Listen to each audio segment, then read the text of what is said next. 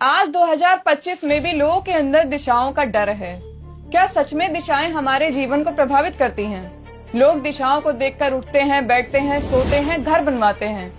क्या है इन सबके पीछे सच्चाई और कहानी? सबसे आम तर्क जो है वो ये है कि पृथ्वी की मैग्नेटिक फील्ड हमारे जीवन को प्रभावित करती है। क्या सच में पृथ्वी का मैग्नेटिक फील्ड हमारे जीवन को प्रभावित कर सकता है? तो सुनिए, पृथ्वी की मैग्नेटिक फील्ड की ताकत 25 से 65 माइक्रो टेस्ला होती है।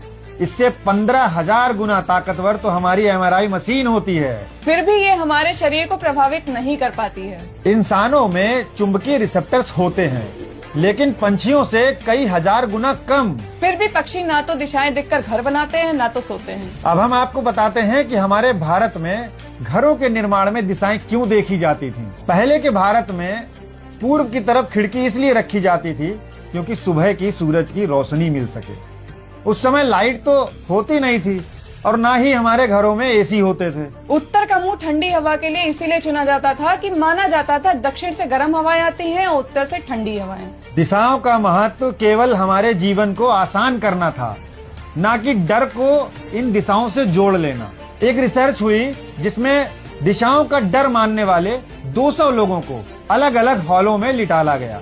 100 लोगों से कहा गया कि आप सही दिशा में सो रहे हैं और 100 लोगों को बताया गया कि आप गलत दिशा में सो रहे हैं। जिन 100 लोगों को सही दिशा बताई गई उनमें से 92% लोगों ने कहा कि हमें नींद अच्छी आई।